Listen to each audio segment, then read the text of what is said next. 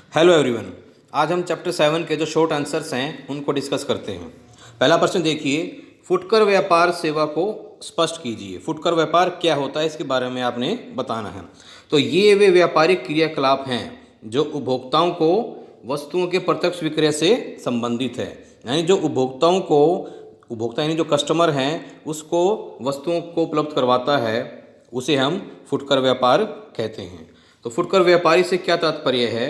ये एक ऐसा व्यापार है जो थोड़ी थोड़ी मात्रा में थोक व्यापारी से सामान खरीद कर उपभोक्ताओं को विक्रय करता है।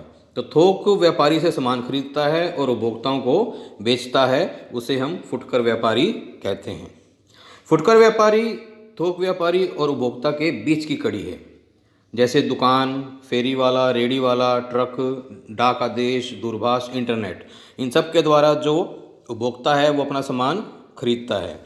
आजकल इंटरनेट के माध्यम से यानी ऑनलाइन जो परचेजिंग है वो शुरू हो चुकी है। अब लोग ऑनलाइन खरीदारी भी करते हैं, तो ये इंटरनेट के माध्यम से खरीदारी हो गई। तो ये हमारा फुटकर व्यापार सेवा जो बस उपभोक्ताओं को प्रत्यक्ष विक्रय करता है, सीधा तौर पर उपभोक्ताओं को सामान उपलब्ध करवाता है। दूसरा क्वेश्चन देखिए, चतुर्थ सेवाओं का वर्णन कीजिए। तो ये क्या है चतुर्थ सेवाएं? हमने जो आर्थिक क्रियाएं देखी हैं उसमें 4 तरह की क्रियाएं आती हैं, प्राथमिक, द्वितीयक, तृतीयक और चतुर्थक। इसमें हम चतुर्थक सेवाओं के बारे में डिस्कस कर रहे हैं।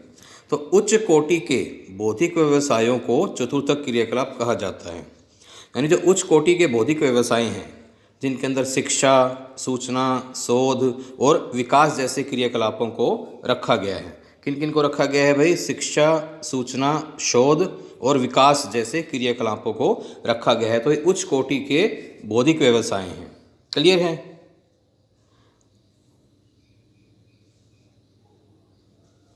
आगे, आर्थिक दृष्टि से जो विकसित देश हैं उनमें चतुर्थक क्रियाकलापों में लगे लोगों की संख्या धीरे धीरे बढ़ रही है। यानी जो विकसित देश हैं वहाँ पे जो चतुर्थक क्रियाकलाप में लोग लगे हैं उनकी संख्या बढ़ रही है। यानी अब अधिकतर लोग वहाँ पर फोर्थ जो स्टेप है आर्थिक क्रियाओं का उसमें ज़्यादा अंगेज हो रहे हैं, जिनका दायित्व क्या है? चिंतन, बोध और विकास के नए नए विचार देना।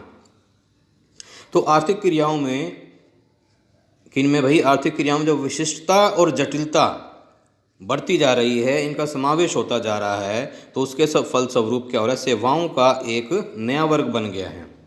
सेवाओं का एक नया वर्ग बन गया है जिसे हम चतुर्थक क्रियाकलाप कहते हैं।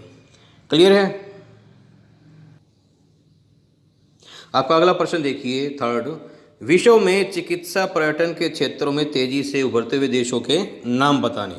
यानी चिकित्सा पर्यटन में तेजी से कौन से देश उभर रहे हैं, आपको उनके नाम बताने हैं। तो सबसे पहले देखते हैं हम चिकित्सा पर्यटन क्या होता है। जब लोग अपनी चिकित्सा या उपचार के लिए अपने देश से बाहर किसी अन्य देश की यात्रा करते हैं तो यह चिकित्सा पर्यटन कहलाता है। यानी जब लोग अपने उपचार के लिए, अपने आप को ठीक करने के लिए अन्य देश की यात्रा करते हैं तो इसको हम चिकित्सा पर्यटन कहते हैं। क्लियर है? अब विश्व में चिकित्सा पर्यटन के क्षेत्र में भारत जो है अग्रणी देश बनकर उभरा है। इसके अतिरिक्त थाईलैंड, सिंगापुर, मलेशिया आदि देशों में भी चिकित्सा क्षेत्रों में बहुत अधिक विस्तार हुआ है। तो भारत जो देश है वो अग्रणी देश बन कर के उभरा है। अब भारत के अंदर काफ़ी सारी मेडिकल फैसिलिटीज़ आ गई हैं।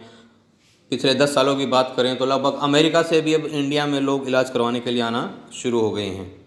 तो इस तरह से भारत जो है काफ़ी तेज़ी से चिकित्सा पर्यटन के क्षेत्र में आगे बढ़ रहा है। क्लियर है? अगला आप लास्ट प्रश्न देखिए, जो शॉर्ट आंसर्स हैं उनके। अंकीय विभाजन क्या है? अंकीय विभाजन क्या है इसके बारे में हमने बताना है। तो विश्व के जो अलग अलग देश हैं उसमें विस्तृत तौर पर आर्थिक, राजनीतिक और सामाजिक विभिन्नताएं पाई जाती हैं। यानी सभी देशों में आर्थिक स्थिति अलग है, राजनीतिक स्थिति अलग है, सामाजिक विभिन्नताएं पाई जाती हैं, सामाजिक स्थिति भी अलग अलग है।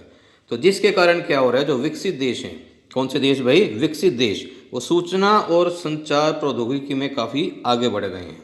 ठीक है? और जो विकासशील देश हैं वो पिछड़ गए हैं।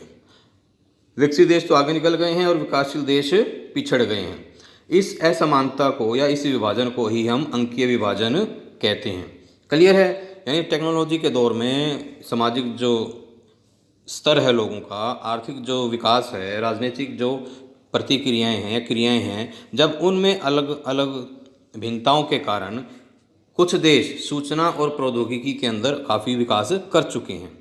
इससे कुछ देश जो हैं वो विकसित हैं और कुछ देश जो हैं वो विकासशील हैं। ठीक है, ये जो असमानता आ गई है इसको ही हम अंकीय विभाजन कहते हैं। क्लियर है?